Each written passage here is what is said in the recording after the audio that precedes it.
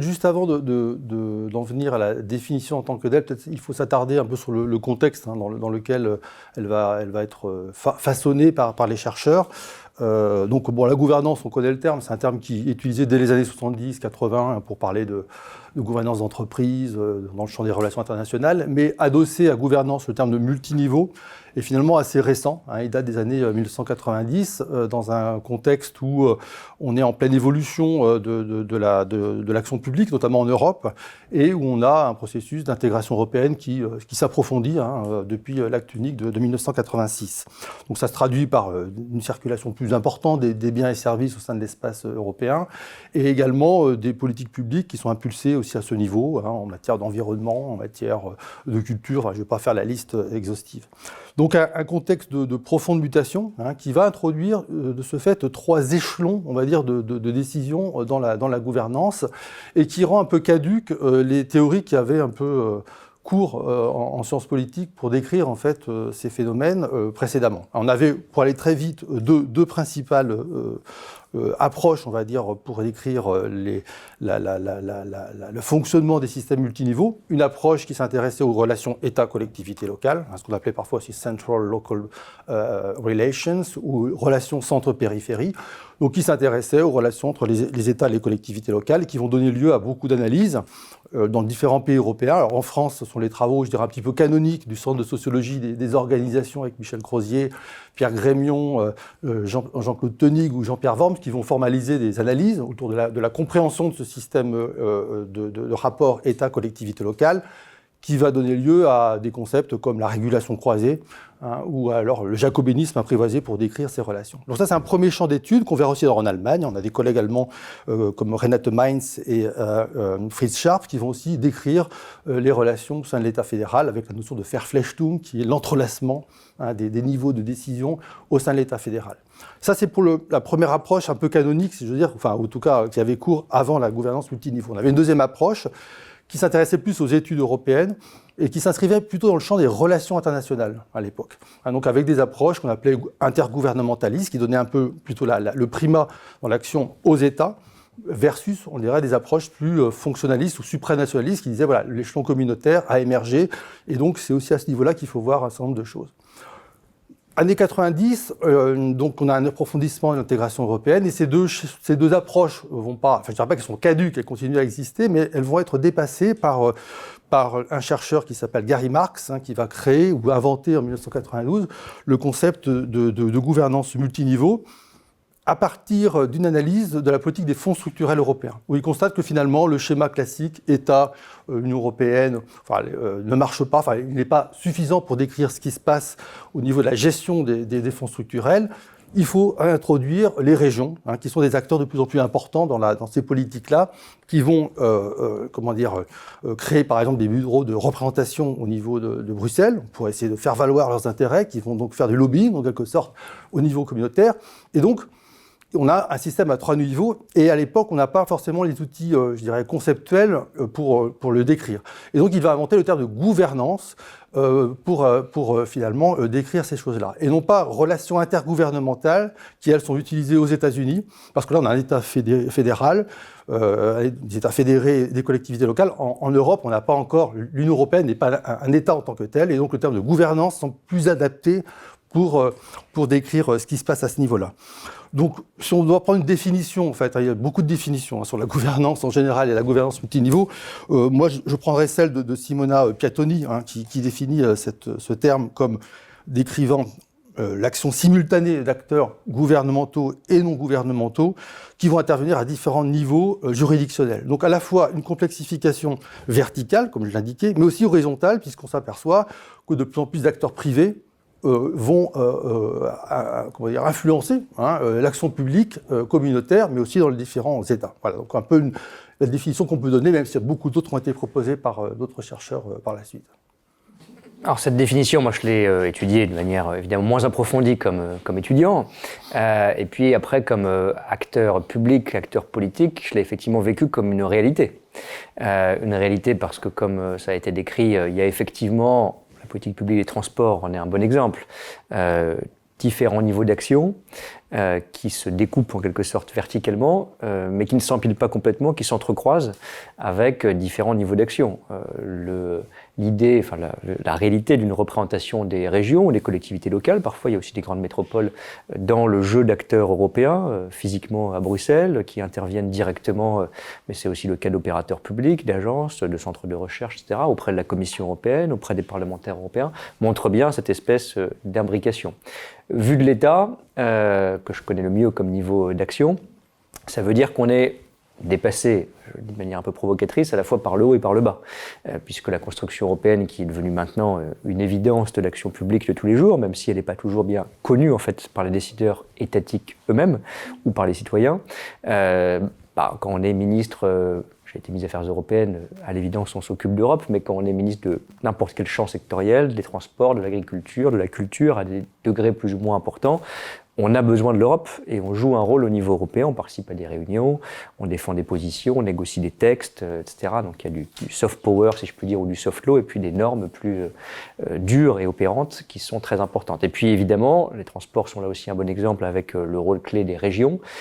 On a des acteurs locaux, décentralisés, qui ont pris sur le plan budgétaire, juridique, politique, beaucoup de puissance. Donc cette idée de gouvernance multiniveau, elle est parlante. On ne la formule pas forcément comme ça dans le discours public et politique tous les jours, mais de fait, on vit comme ça, avec des questions sous-jacentes sont finalement les plus intéressantes. Le sujet de la responsabilité, de la lisibilité et de l'efficacité. Est-ce que c'est bien d'avoir plusieurs acteurs et pas seulement une forme de jacobinisme très traditionnel et très français? Je crois que oui, fondamentalement, mais ça pose des questions de financement croisé, de compétences entremêlées. Pour le citoyen, pour le bénéficiaire, usager d'une politique publique, qui fait quoi?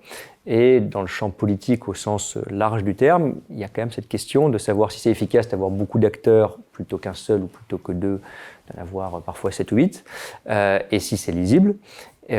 Si c'est plus coûteux ou pas, et si, j'insiste sur cette notion, c'est responsable ou responsabilisant, parce que pour les transports, par exemple, je pense que c'est l'une des politiques décentralisées avec le rôle clé des régions et des métropoles où les citoyens identifient le mieux l'acteur public qui est responsable, puisqu'aujourd'hui, quand on est à Lyon, à Paris ou n'importe où, on voit des cars, des métros, des bus avec le logo d'une région. C'est anecdotique, mais je pense que ça montre qui fait quoi. Mais dans d'autres politiques publiques, même les transports, l'entretien des routes, par exemple, qui sait qui fait quoi? Et parfois, il y a 3 acteurs qui interviennent sur le même tronçon routier.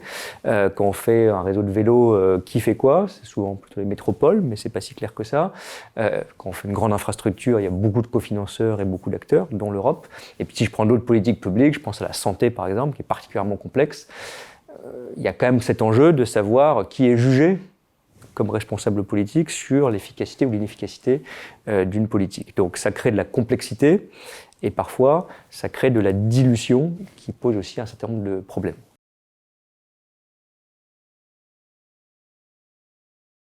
On a utilisé le terme de complexification, je pense que c'est vraiment un terme qu'il faut vraiment utiliser pour décrire ce qui se passe. Et on va d'ailleurs avoir une plus grande densification au fur et à mesure que l'intégration européenne se poursuit, mais aussi que la décentralisation se poursuit, des relations entre ces différents niveaux.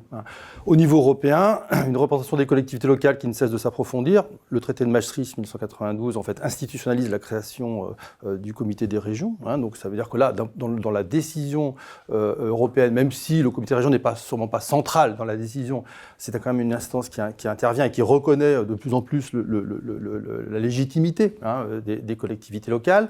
On a aussi des réseaux transnationaux de collectivités locales qui se créent, des associations, parfois sur des sujets sur lesquels ils estiment que ni l'Union européenne ni les États ne sont suffisamment on va dire, ambitieux dans leurs objectifs. Alors, on le voit beaucoup sur le climat, il y a beaucoup de choses qui se font entre villes, des réseaux de villes européens, mais pas que, des réseaux aussi mondiaux, donc pour essayer de pousser un peu plus sur ces sujets-là, et puis aussi donc ces bureaux de représentation. Voilà. Donc on a cette complexification, et en même temps, effectivement, la décentralisation qui s'approfondit dans tous les pays européens, avec des stratégies, des niveaux différents. Parfois des niveaux où on rationalise le nombre de collectivités, d'autres parfois on n'arrive pas complètement. On introduit des nouveaux niveaux comme les intercommunautés en estimant qu'elles vont peut-être progressivement prendre le pas sur le reste.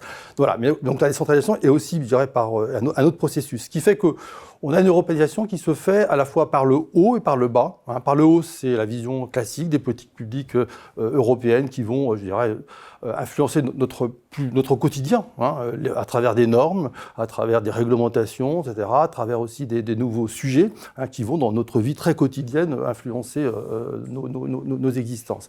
Et puis aussi une organisation qu'on appelait ensuite par le bas, qu'on analyse en sens politique, en disant tout ne se fait pas par des processus par le haut, on a aussi par le bas ces acteurs locaux qui vont réussir à mettre sur l'agenda des questions qui n'étaient pas traitées jusqu'alors. Je voudrais juste revenir sur le terme de gouvernance, que le gouvernance, pour moi, c'est pas vraiment un concept. C'est plutôt un terme qui décrit en fait une complexité. Quand on ne sait pas qui fait quoi, on dit gouvernance. Voilà, qui fait état d'une complexification. Et la science politique s'est un peu attachée aussi à se dire, est-ce que tout ça, c'est quand même un peu structuré, parce que quand on fait la science politique ou de la sociologie ou des sciences humaines et sociales, on essaie quand même de se dire, de rendre intelligible le monde et se dire que tout n'est pas complètement désordonné et qu'il va y avoir des formes de structuration. Et la science politique s'est intéressée à cela, justement pour montrer comment ce modèle qui se mettait en place avait des impacts différenciés selon les États, mais aussi selon les secteurs. Juste deux niveaux d'analyse. D'abord, suivant les États, on n'a pas forcément les mêmes impacts sur les États membres, parce qu'on n'a pas les mêmes cultures politiques, les mêmes systèmes institutionnels.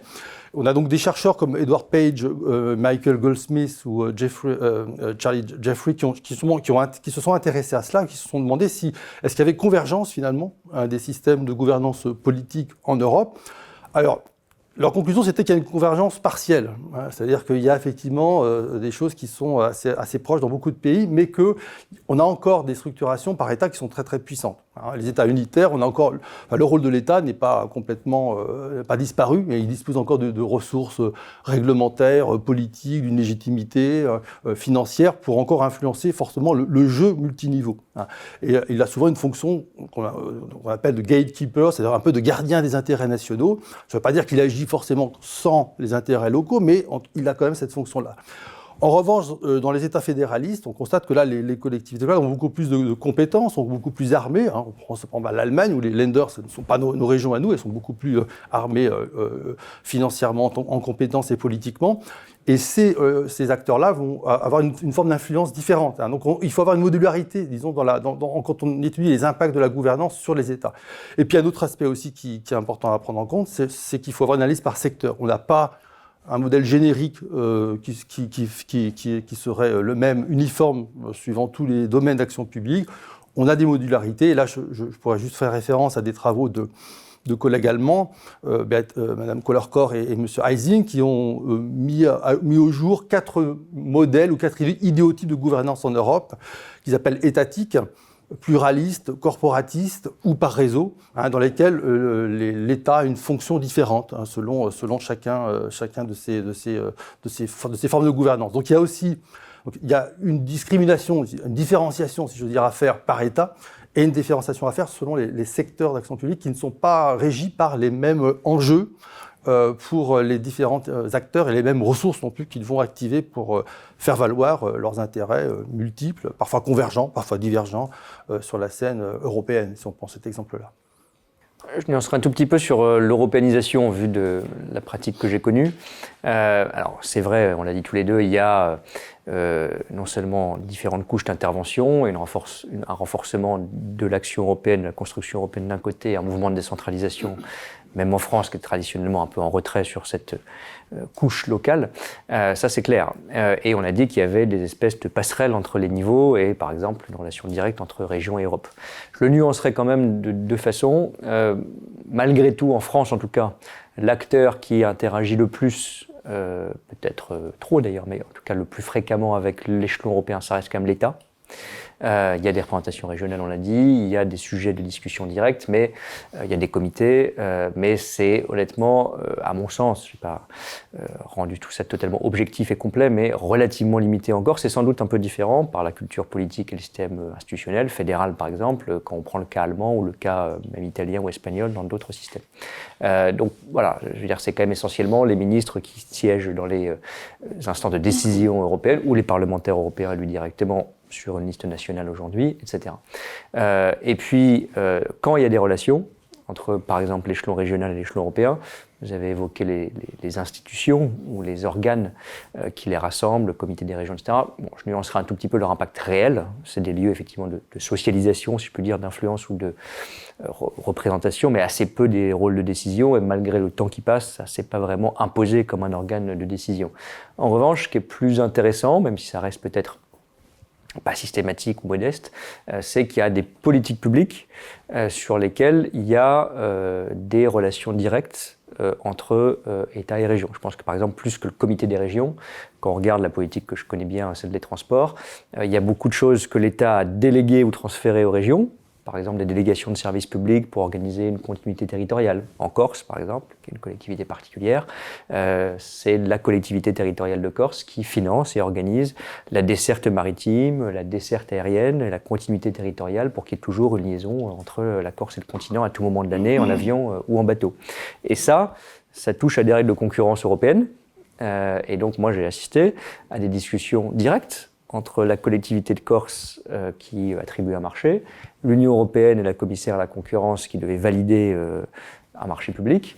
Et l'État était en fait dans un rôle un peu atypique, très gouvernance si je peux dire, parce qu'il n'avait pas un rôle juridique ou institutionnel, mais il essayait d'aider. Moi j'ai par exemple accompagné, littéralement, le président de la collectivité territoriale de Corse dans ses discussions avec la Commission européenne, parce que comme c'est un peu nouveau comme activité, parfois tout le monde ne parle pas anglais, alors que la langue à Bruxelles c'est quand même beaucoup l'anglais pour discuter informellement, qu'il y a des compétences juridiques assez complexes, il y a l'appui du secrétariat général aux affaires européennes, et donc l'État se trouve dans un rôle un peu mal défini, d'accompagnant, de facilitateur, de coordinateur, etc. Et ça c'est vrai, je reviens sur ce que j'ai dit, ça reste quand même plutôt l'exception que la règle, mais c'est une forme de rôle étatique qui s'est un peu développée dans cette espèce de couche de différents niveaux d'action. Je pourrais multiplier les exemples, mais les fonds structurels européens en sont un bon exemple. C'est l'État qui négocie le budget européen et donc l'enveloppe globale, mais ensuite ce sont les régions qui, en France y compris, gèrent ces fonds et parfois font même du lobbying direct, en effet, auprès de l'Europe pour avoir telle ou telle priorité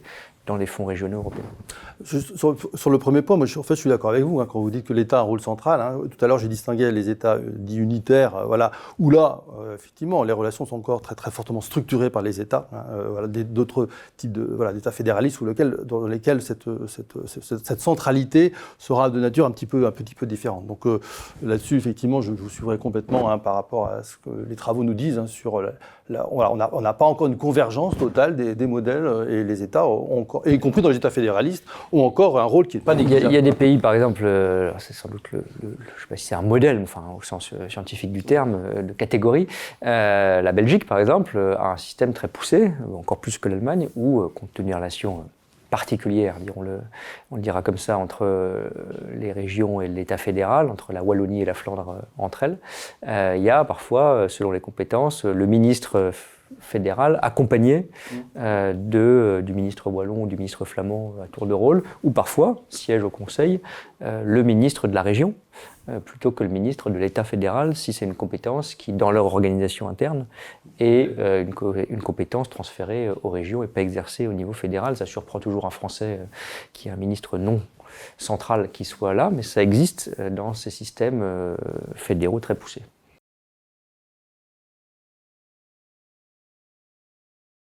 Sur la capacité d'action, effectivement, alors c'est un vieux problème, si j'ose dire, qui n'est pas apparu avec la gouvernance multiniveau.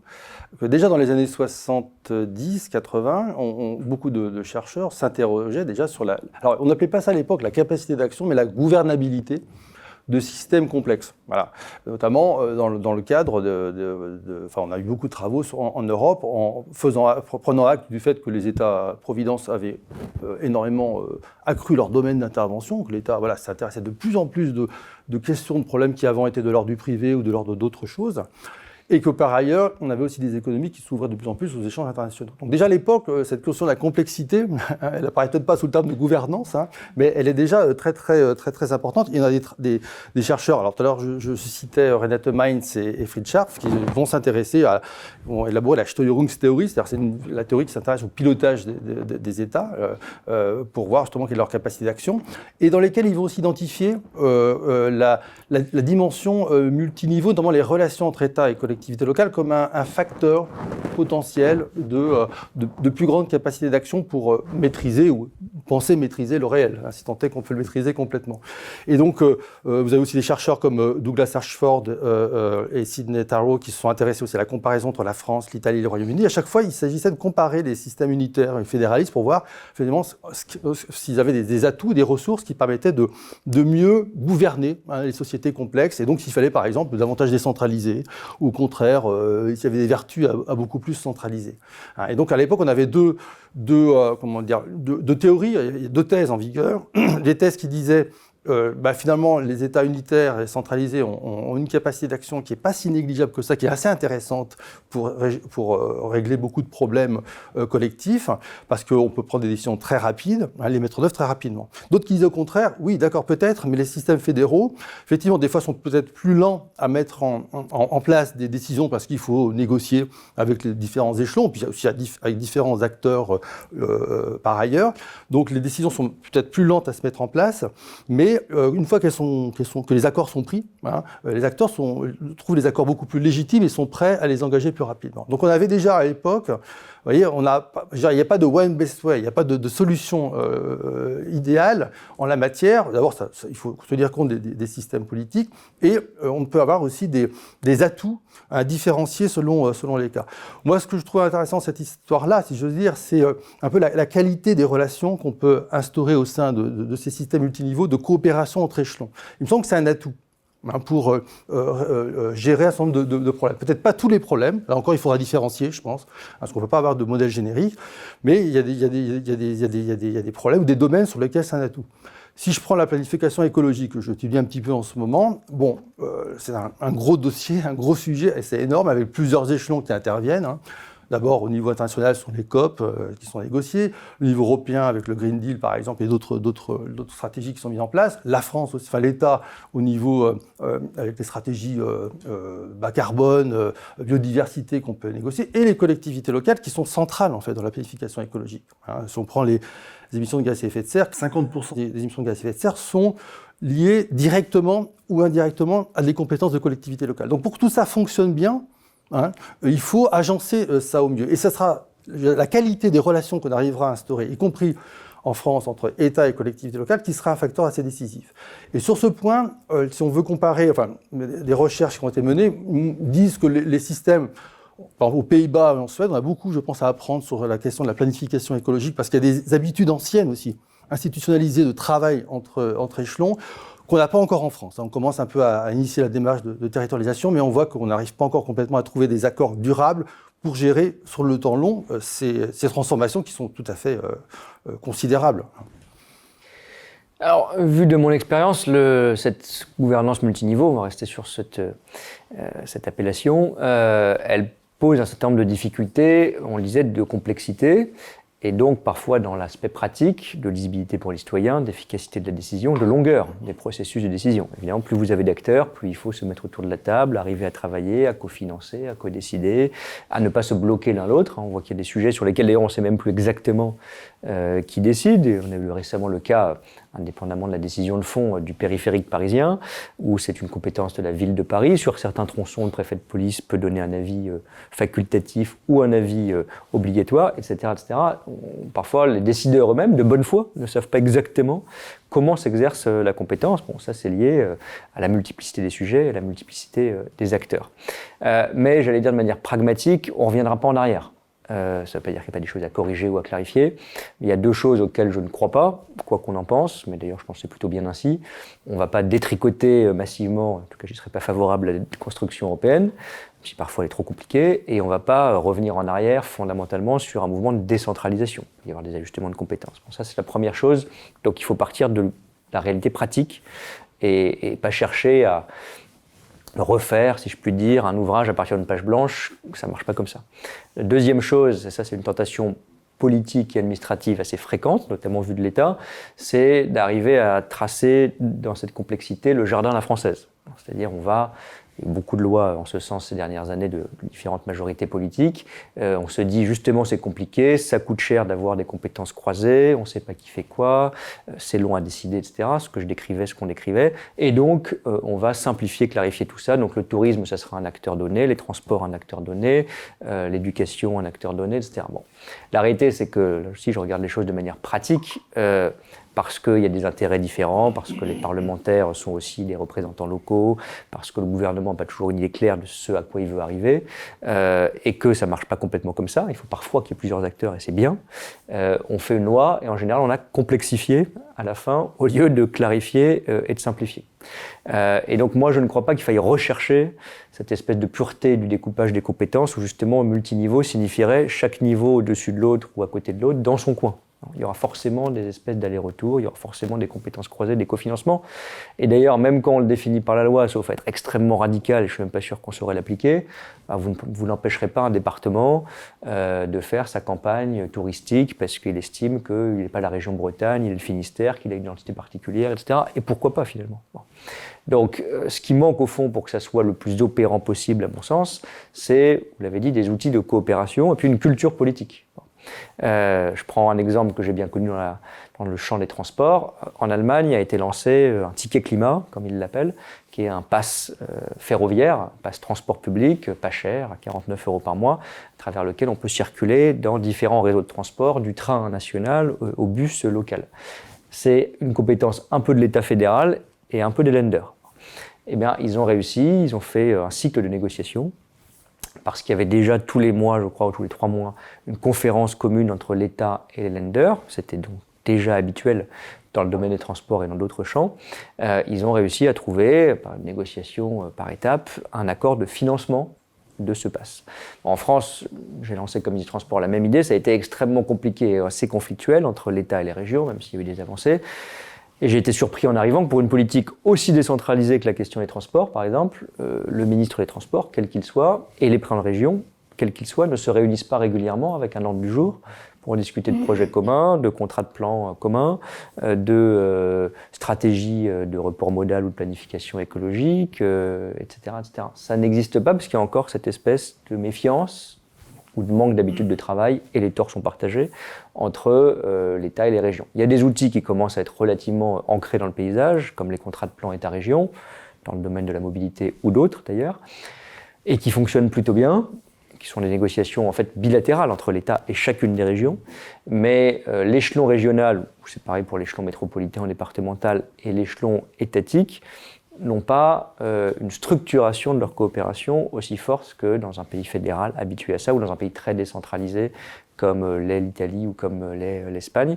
Voilà, donc je pense qu'il faut plutôt aller vers le renforcement des outils de coopération, peut-être effectivement champ sectoriel par champ sectoriel en différenciant, parce que ce n'est pas la même problématique qu'on parle de santé ou qu'on parle de transport, plutôt que dans l'obsession, d'ailleurs très jacobine au fond, que l'État, son Parlement et son gouvernement vont définir la perfection, la pureté dans la répartition stricte des compétences. Il y aura des compétences croisées, il y aura des décisions entremêlées, c'est comme ça, c'est parfois trop compliqué, mais en réalité, on n'arrivera pas à dire que chaque acteur a une liste dans un tableau Excel de compétences précises, parce que ensuite, il y a la vraie vie, si je puis dire, des élus, et c'est très bien ainsi, qui disent écoutez, moi je suis président du département du Vaucluse, il y a un site remarquable dans mon département, je ne vois pas pourquoi j'en ferais pas la promotion et pourquoi ce serait l'échelon régional à Marseille qui déciderait pour moi. C'est une forme de jacobinisme régional. Donc de toute façon, on n'arrivera pas à séparer complètement ou à désimbriquer les échelons de décision. Donc allons plutôt vers la coopération plutôt que vers la séparation.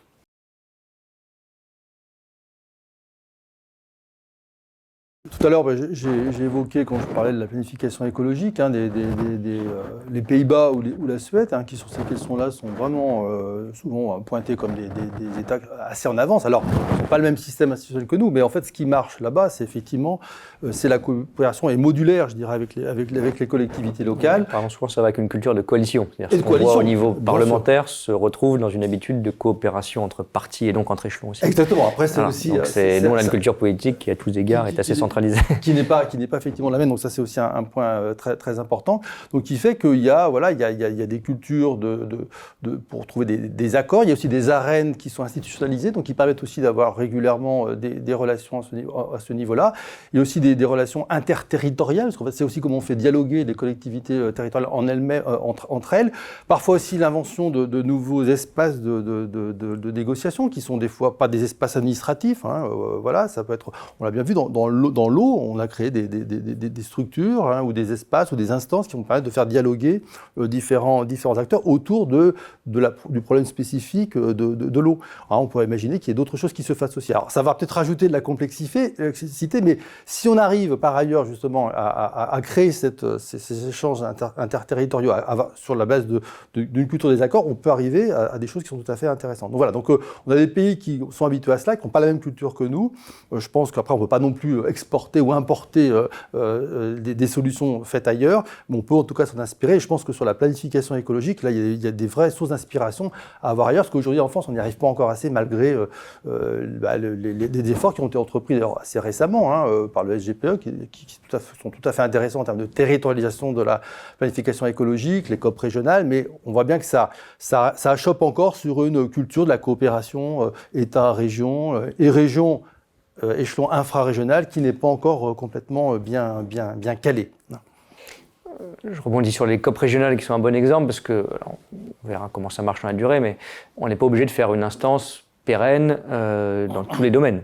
La planification écologique qui en gros consiste à dire secteur par secteur, habitat, transport, industrie, agriculture, voilà les leviers qui sont activés, financés ou normés par l'État, notamment pour réduire nos émissions de gaz à effet de serre. Ça nécessite évidemment une coopération entre les acteurs et la COP régionale, c'est pas une nouvelle instance réellement, c'est une coopération ad hoc et sont temporaires pour dire le ministère de l'écologie engage un certain nombre d'actions, mobilise un certain nombre de financements, définit un certain nombre de normes, ça c'est le rôle de l'État, et puis la région, avec les collectivités infrarégionales, va essayer de dire s'il y a du financement complémentaire, s'il faut adapter à son territoire parce qu'il est plus rural ou plus urbain que le territoire d'à côté, etc. Donc on arrive quand même.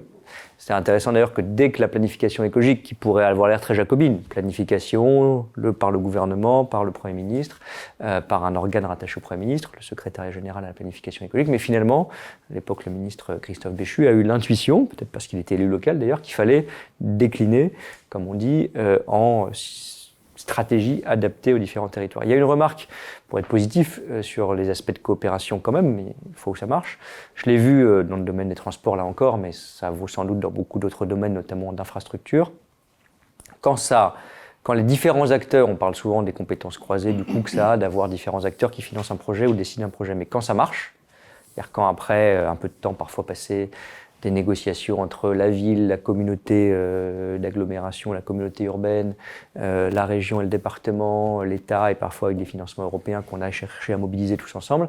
Quand on arrive à inaugurer une voie ferroviaire ou je ne sais quoi, ça a beaucoup de force. C'est-à-dire d'avoir tous ensemble de différentes sensibilités politiques, le ministre, le maire, le président de région, etc., qui disent voilà, on est tous d'accord pour dire que ce projet est important pour le territoire, on s'est tous mis autour de la table, on a réussi tous à mobiliser des financements et à prendre des bonnes décisions.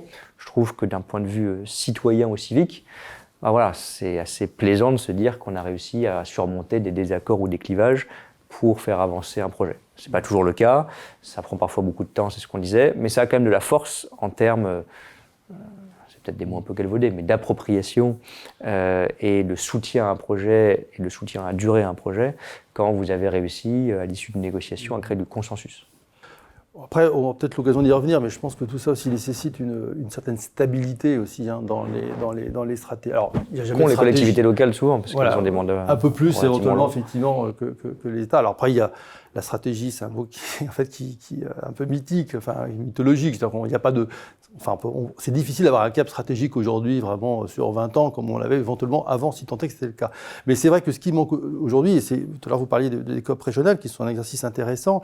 On voit bien qu'aujourd'hui, voilà, qu'est-ce qu'elles vont devenir à l'aune de changements stratégiques au niveau de l'État, parce qu'il y a des contestations multiples qui viennent des territoires, des agriculteurs, d'autres forces, parce qu'aussi on n'a pas réussi forcément à embarquer dans un nouveau modèle de production et de consommation, un nouveau modèle économique qui permettrait aussi de peut-être de résoudre en partie ces tensions.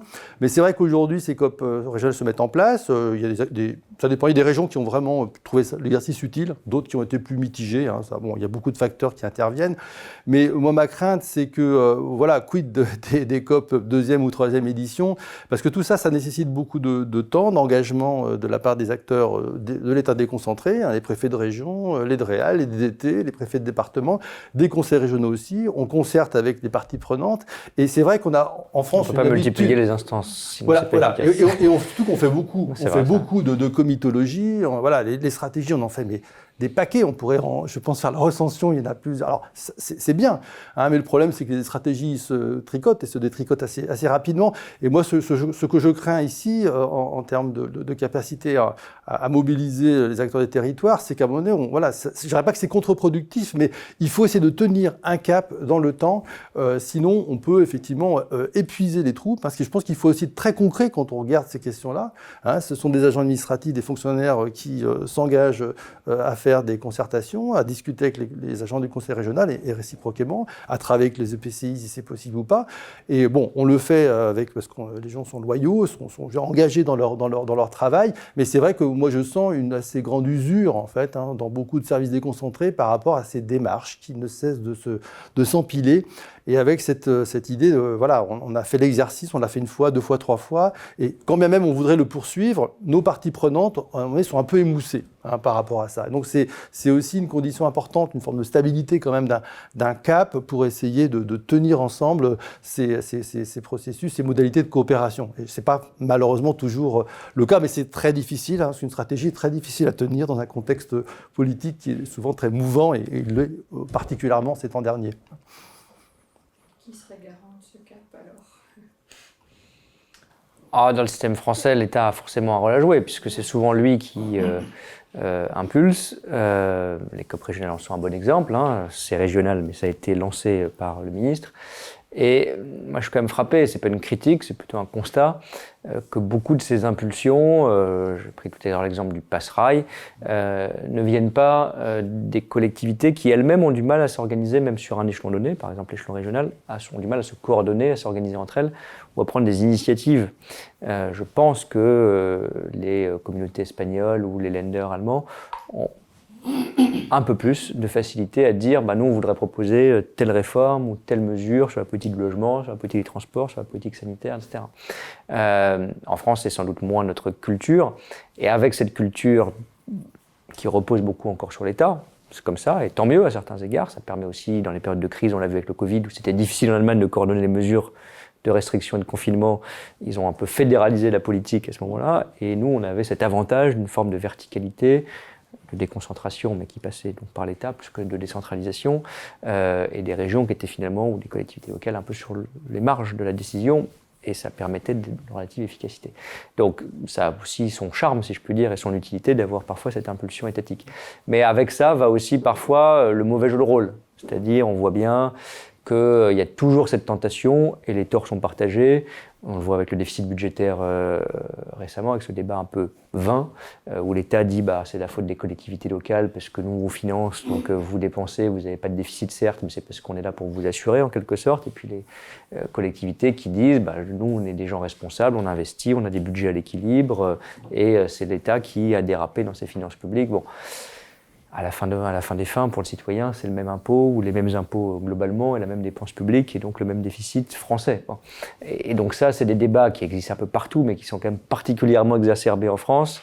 On a un peu tendance à jouer ce rôle d'une collectivité contre l'autre. Je ne pense pas que ce soit tellement lié à la complexité ou à l'imbrication des compétences, des financements qu'on décrivait. Je pense que là, pour le coup, c'est plutôt lié au caractère encore assez récent de la décentralisation française, au fait que les compétences ne se sont pas encore complètement stabilisées. Donc c'est une décentralisation qui a en plus connu plusieurs actes encore récemment, mais enfin en disant jusqu'au début des années 2000 avec les grandes lois Raffarin pour rester sur les grands transferts de compétences. Et donc tout ça est assez jeune finalement.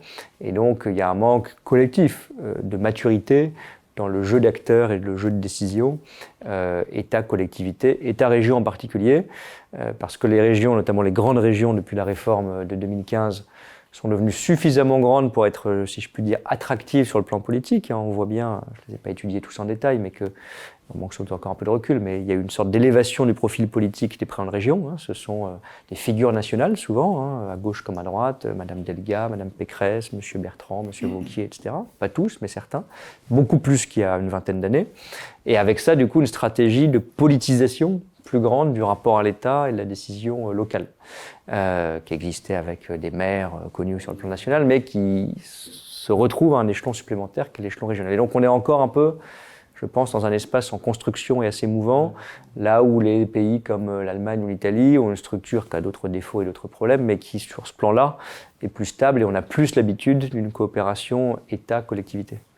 Oui, sur cet aspect-là, effectivement, ce qu'on appelle le blame avoidance, l'évitement du blâme, c'est vrai que c'était un peu un sport national, mais je ne sais pas s'il est que national. Je pense que c'est aussi le jeu politique normal, classique. Voilà, il ne faut pas non plus forcément... voilà, c'est comme ça. Et effectivement, on le voit entre État et collectivité locale, donc ce qui perturbe un petit peu la lecture de la décentralisation, parce que l'un et l'autre auront un beau jeu de reporter sur le partenaire ce qui va pas, pour éviter aussi une sanction électorale. On l'a vu aussi quand même beaucoup avec la construction européenne, dans les années 90, où il y avait aussi un sport national qui consistait à dire, voilà, l'État va nous protéger contre l'Europe, qui nous prend des normes, etc., qui va être problématique. Alors, après, on les avait négociés. Alors, quand on négocie, des fois on gagne, des fois on perd, des fois... Voilà. Mais ce jeu de compréhension-là, je pense qu'il faut... On l'explique pas beaucoup. Voilà, faut l'expliquer aussi aux électeurs et aux électrices en disant qu'il y a certes des choses sur lesquelles on va perdre, mais au final, c'est pourquoi ? C'est pour avoir aussi une Union européenne qui soit un bloc géopolitique, je veux dire, fort, suffisamment fort pour faire avec tous les soubresauts qu'on voit au niveau mondial. Donc ça a une fonctionnalité. Alors après, effectivement, ça va parfois nécessiter des ajustements ou des choses qui sont...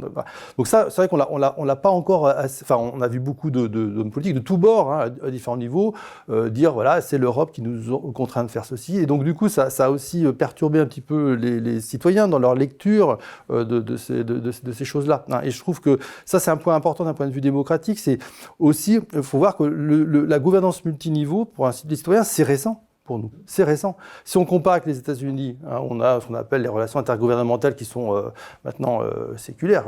Voilà, on a des structures État fédéral, fédéré et puis collectivités locales qui sont en place, institutionnalisé. Ça ne veut pas dire après que les électeurs connaissent tous les tenants et aboutissants. Mais nous, c'est quelque chose d'assez récent, finalement. On est resté en tant que citoyen dans notre rapport aux élections et à la démocratie encore très marqué par les États-nations, donc quelque chose un petit peu fermé, etc., avec aussi une culture politique qui était liée à ça. Et donc, il y a aussi toute une mutation à entreprendre. Et donc, moi, je pense souvent que les recherches qu'on peut mener sur la gouvernance multiniveau, elles ont certes peut-être des vertus pour les débats académiques, mais doivent aussi servir un peu à éclairer la décision des citoyens, leur faire comprendre les questions de complexité, d'interdépendance, c'est pas évident, toujours, et après de se faire un meilleur jugement de ce qui se passe. Donc voilà, donc on est aussi sur des systèmes qui sont encore très très récents pour nous, et notre culture politique, notre lecture en tant que citoyen n'est pas encore toujours bien, elle est encore émergente pour beaucoup d'entre nous. On a beaucoup raisonné aussi ici comme si le système se réformait puis se plaquait sur les citoyens, et comme si c'était une forme de construction finalement par le haut, que ce soit l'Europe ou même la décentralisation. Or, les deux sont liés. Il y a des attentes qui sont aussi différentes par les cultures nationales, les cultures politiques en France, de ce qu'on a aux États-Unis, de ce qu'on trouve en Allemagne, etc. Je reprends l'exemple du Covid. Quand on a de la décentralisation ou des collectivités puissantes, voire des États fédéraux, on accepte aussi, on est prêt à accepter aussi que la situation n'est pas la même d'un territoire à l'autre. Aux États-Unis, je prenais le Covid justement parce que c'est très frappant, il y avait des États dans lesquels il y avait des restrictions beaucoup plus dures que d'autres, et parfois de la mobilité entre États qui était plus possible. Ou sur les grands sujets de société, pour prendre un exemple plus durable, on voit bien qu'aux États-Unis, ça ne choque pas que sur des questions aussi fondamentales que la peine de mort ou que l'avortement, sur des grandes questions de société, il n'y a pas du tout la même pratique entre la Californie et le Texas, par exemple. Mais donc ça veut dire aussi que parfois il y a des restrictions de circulation sur un territoire, au sein même d'un seul pays, que les diplômes, en Allemagne les diplômes sont en partie gérés par les Länder, que donc ils ne sont pas toujours 100% reconnus d'un land à l'autre. En France, ça paraîtrait inacceptable. Or, si on voulait renforcer la décentralisation dans une logique c'est pas mon souhait, mais enfin, pour l'exercice intellectuel, disons-le comme ça, dans une logique quasi fédérale, est-ce que les citoyens français toléreraient, accepteraient, souhaiteraient que le bac ne soit pas le même en Occitanie et dans les Hauts-de-France, que s'il y a une crise sanitaire demain, on puisse ne pas avoir des écoles ouvertes en région PACA, mais des écoles ouvertes en région Bretagne. Est-ce que ça ne choquerait pas notre mentalité française qui est habituée, et qui est sans doute attachée d'ailleurs, ça peut évoluer, mais qui est attachée à une forme d'unité nationale dans les pratiques. Donc voilà, le système, même s'il a évolué, si la France est en quelque sorte un peu plus européanisée ou s'est rapprochée de la moyenne européenne de l'organisation des systèmes de gouvernance, et tant mieux d'ailleurs, garde une culture assez spécifique, assez différente notamment de ce qu'on trouve en Allemagne ou en Belgique ou aux Pays-Bas, et on ne le changera pas, on ne le décrétera pas depuis une loi ou un parlement en changeant telle ou telle organisation territoriale. Je pense qu'on ne changera pas non plus d'un point de vue fonctionnaliste en disant qu'il y aurait une meilleure façon, finalement. Il y a des cultures politiques qui sont ancrées historiquement. Alors, ils ont leur côté qu'on peut aimer ou qu'on ne peut pas aimer, mais il ne faudrait pas non plus que la gouvernance multiniveau soit une sorte de prétexte pour se dire, voilà, est-ce qu'il y aurait finalement un meilleur système politique que l'autre? Ça n'existe pas. Je pense que c'est quelque chose qui est complètement biaisé et surtout qui ne tient pas compte des cultures propres à chaque pays qui ont leur spécificité. Donc, effectivement, on voit aujourd'hui, ce que j'ai un petit peu en introduction tout à l'heure, qu'il y a encore une permanence des formes d'État historiques, alors qui se sont certes un peu modifiées au gré de l'européanisation, mais on garde encore de fortes spécificités. Et je pense que c'est aussi intéressant d'avoir ça en Europe, une pluralité de cultures politiques, de systèmes institutionnels, puisqu'ils correspondent, on peut penser en tout cas, à des aspirations citoyennes et qu'on ne les changera pas du jour au lendemain. Et que chacune a son atout aussi, a ses atouts différenciés pour régler certains types de problèmes ou pas, ou d'autres.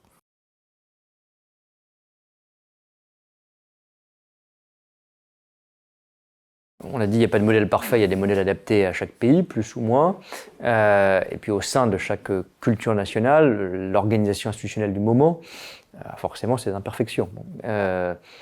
Moi, je pense par exemple que le mouvement de décentralisation était globalement positif. Il y a des politiques, j'y suis pour rien, donc je prends cet exemple des transports de manière totalement neutre. Je pense qu'il est plutôt réussi dans le sens où il y a une logique à ce que les transports urbains soient organisés par les métropoles et que ce ne soit pas depuis Paris qu'on décide combien il y a de rames de métro qui circulent à Marseille ou quelles sont les lignes de bus dans la métropole de Lyon.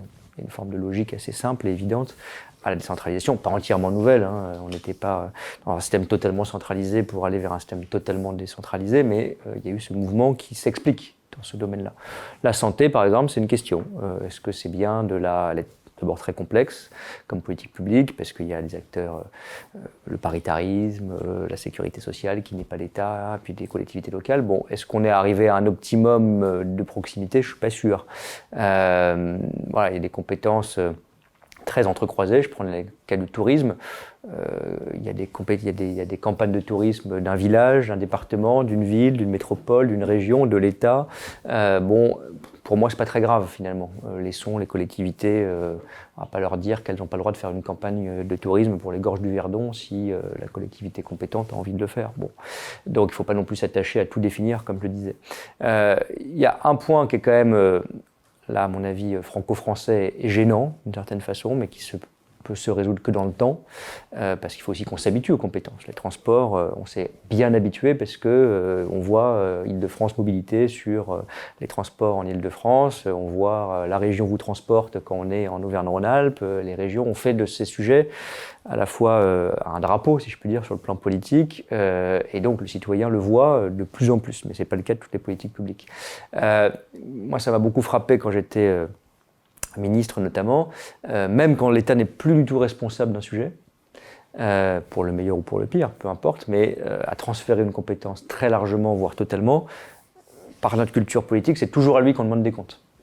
Ça m'a beaucoup frappé dans les relations entre l'État, quand j'étais ministre des Transports, mais au-delà, et la région Île-de-France, par exemple. Les transports en Île-de-France sont un sujet très important de vie quotidienne, peut-être encore plus qu'ailleurs, parce que les transports publics sont très utilisés.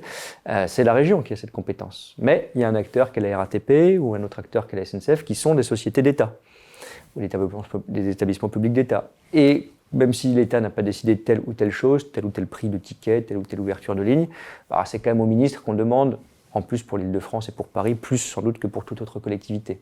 Donc il y a cette ambiguïté, ou cette illisibilité parfois, qui n'est pas tellement liée à la complexité en soi, parce que je pense que ce n'est pas forcément plus complexe que chez nos voisins européens, mais les Allemands ont l'habitude de demander des comptes au ministre du Land.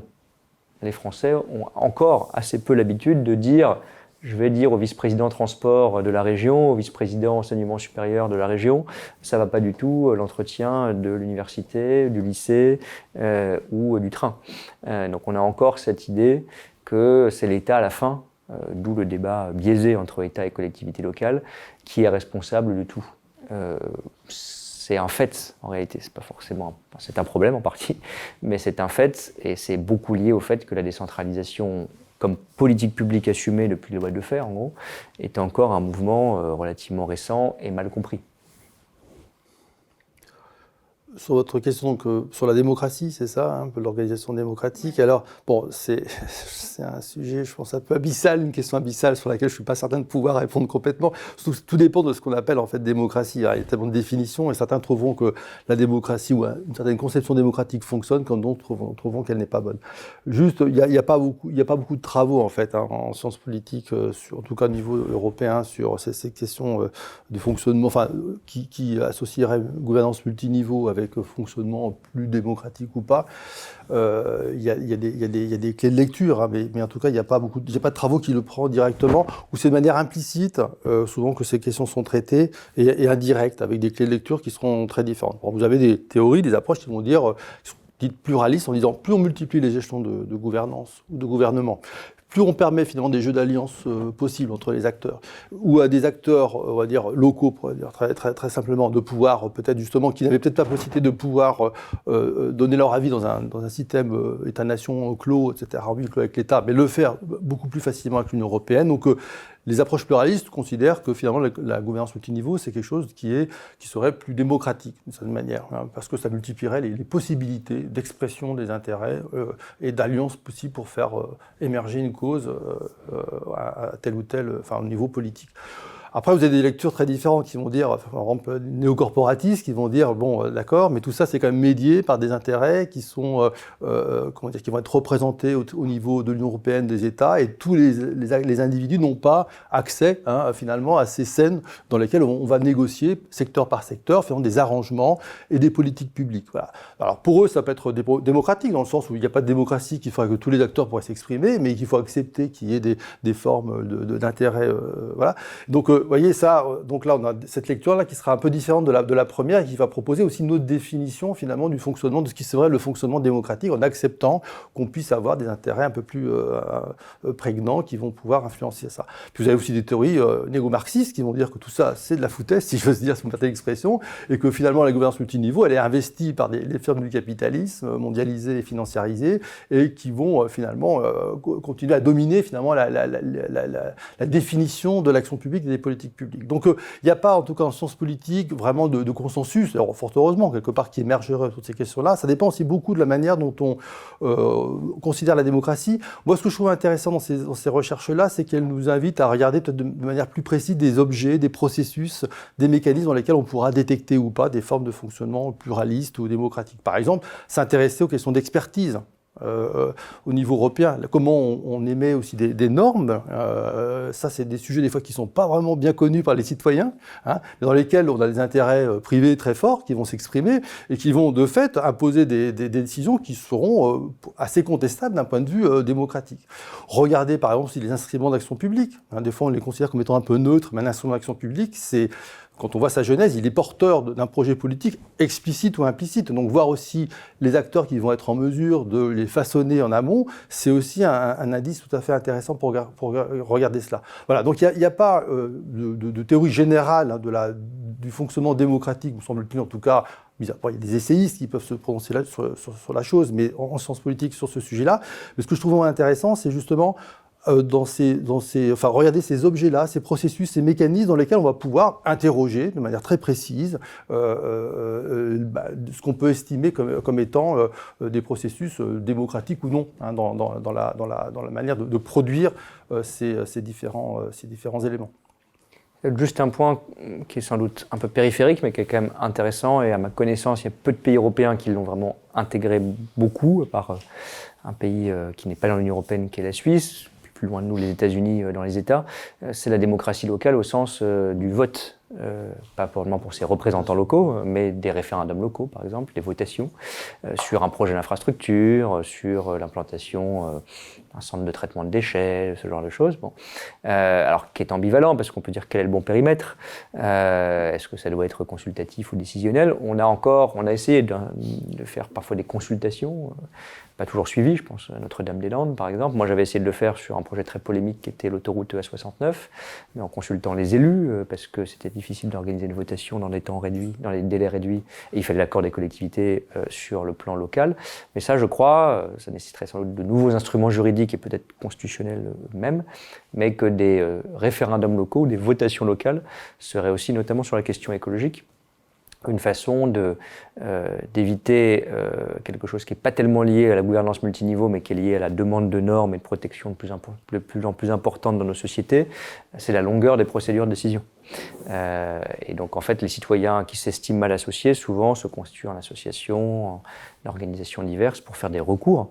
Et à la fin, c'est un peu l'œuf et la poule. On nous dit, mais votre projet, c'est un projet qui est daté, puisque c'est un projet des années 90. Bah oui, mais s'il est des années 90 et qu'il voit le jour maintenant, c'est parce qu'entre-temps, il y a eu beaucoup de processus de consultation et de décision et beaucoup de recours juridiques, sans doute tant mieux dans un état de droit. Mais on a le paradoxe où les citoyens demandent de l'action, nous reprochent l'immobilisme, mais en même temps veulent être très associés à chaque étape et contester, avoir le droit de contester, en justice y compris, une décision publique.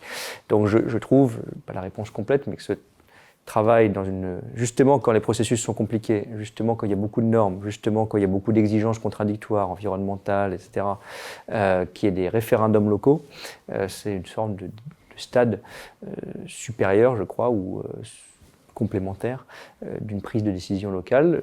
Les Américains le font dans les États sur des questions de société, mais en assumant que des questions de société soient traitées différemment d'un État américain à l'autre. Alors c'est un grand pays, mais sur un pays plus petit, la Suisse, font des votations nationales, confédérales, mais aussi locales, avec des différences d'un canton à l'autre. Et un canton, c'est pas si étendu que ça. Donc on doit pouvoir aussi accepter et faire vivre cette démocratie locale. On a beaucoup décentralisé, on a beaucoup déconcentré, mais en revanche, on n'a pas du tout creusé, ou très peu creusé, je trouve, cette possibilité ou cette voie de l'expression populaire locale directe.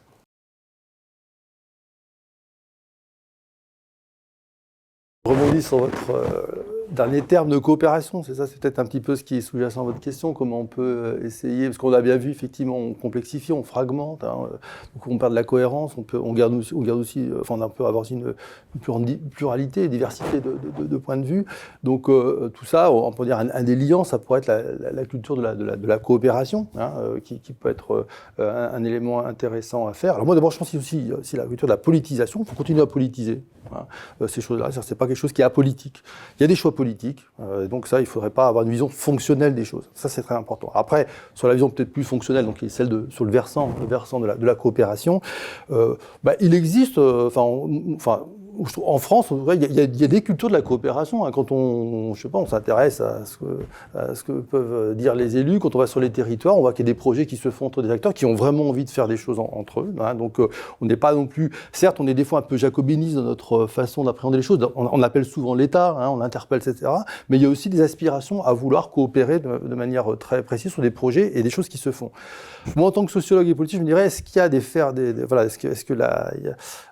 cette culture de la coopération, elle est un peu aujourd'hui facilitée par le contexte actuel, et j'ai un peu de doute là-dessus. Je pense qu'on peut beaucoup progresser sur le sujet si on prend le cas de la France. Il y a plusieurs raisons qui peuvent être peut-être invoquées. Une première raison quand même qui, pour moi, est liée au fonctionnement de la Ve République, qui a peut-être un certain nombre d'atouts, mais qui quand même, à mon sens, renforce cette question du recours à l'État, au président, des fois un peu une culture du chef, qu'ont pu d'ailleurs endosser des présidents eux-mêmes, malgré eux ou volontairement, mais qui du coup peut avoir certes des vertus pour prendre des décisions des fois rapides, mais qui peut conduire aussi à une sorte d'appel d'air pour systématiquement remonter au niveau de l'État, au niveau du président, et attendre que le président prenne ses décisions, etc., etc.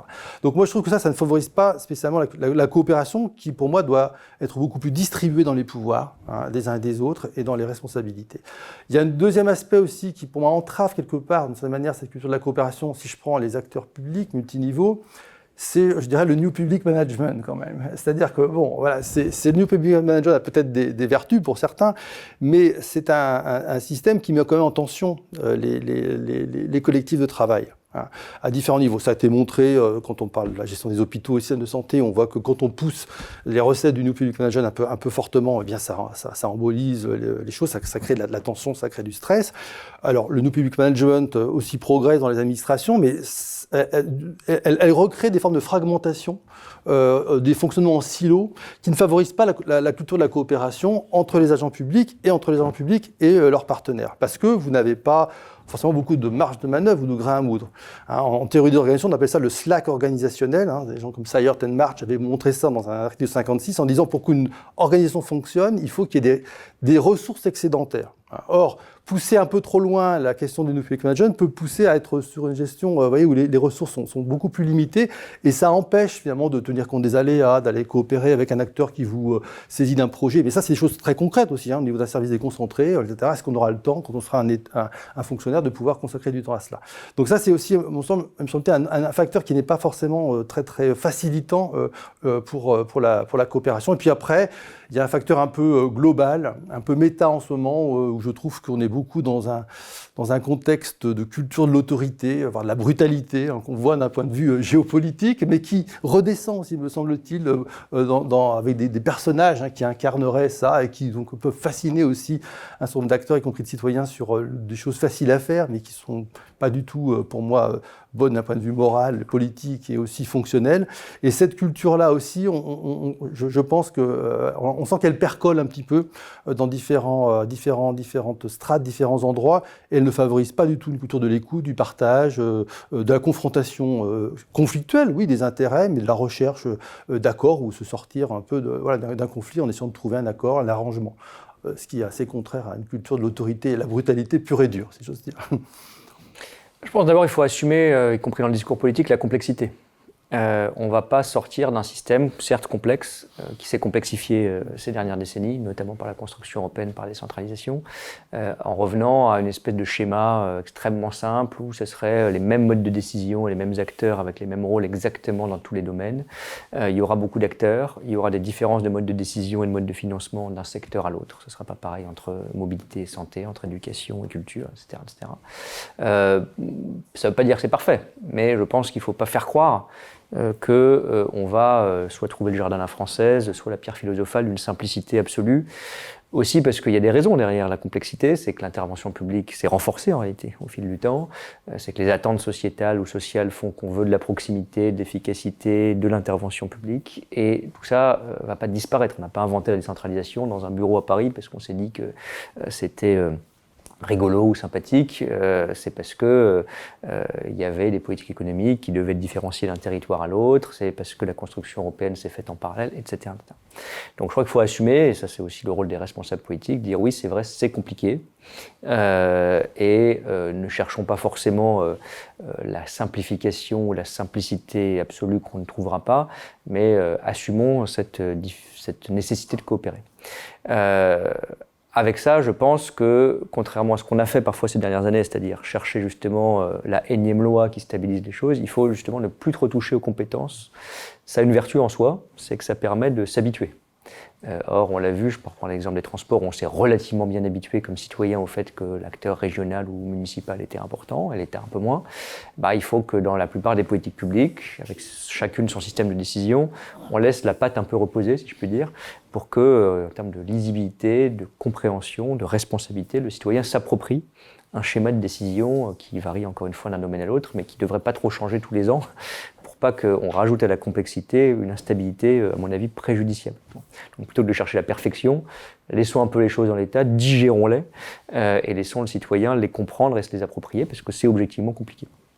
Et puis les élus avec d'ailleurs, parce qu'eux-mêmes parfois sont perdus dans les changements institutionnels d'une compétence à l'autre. Je mettrais une nuance dans ce paysage, dans cet appel à la stabilité, je pense, mais ça c'est pas forcément visible, c'est plutôt du back-office pour le dire en mauvais français, il y a la question de la fiscalité qui joue sur la responsabilité. Je pense que le système de financement des collectivités locales est à la fois très complexe et très mauvais. C'est un vaste débat, donc je ne fais que l'effleurer, mais il y a très peu de financement de politiques publiques dont les citoyens savent d'où ils viennent et où ils vont. Il y a quelques exemples qui sont plutôt pour les entreprises, par exemple, le versement mobilité en matière de transport. Les entreprises ne l'aiment pas beaucoup comme impôt, mais elles savent que ça sert à financer des réseaux de transport. Au moins, c'est clair. Et donc, le niveau de versement mobilité qui est fixé par une collectivité est censé aller avec une offre de transport.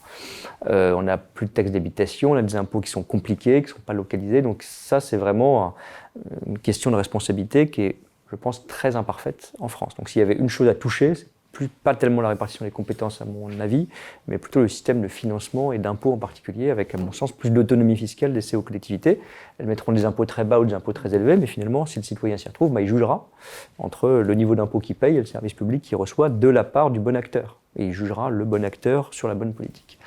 Et puis, dernier point, ou deux derniers points, je pense qu'il faut renforcer ces outils de coopération, donc plutôt les toucher, la répartition des compétences, essayer de favoriser de manière formelle ou informelle, c'est pas forcément d'ailleurs, ça implique pas forcément le citoyen directement, mais les collectivités entre elles, un peu la logique des contrats de plan État-région, de développer sans multiplier les comités permanents, mais d'avoir quand même une culture de la coopération, notamment entre État et région, qui est encore très faible en réalité en France.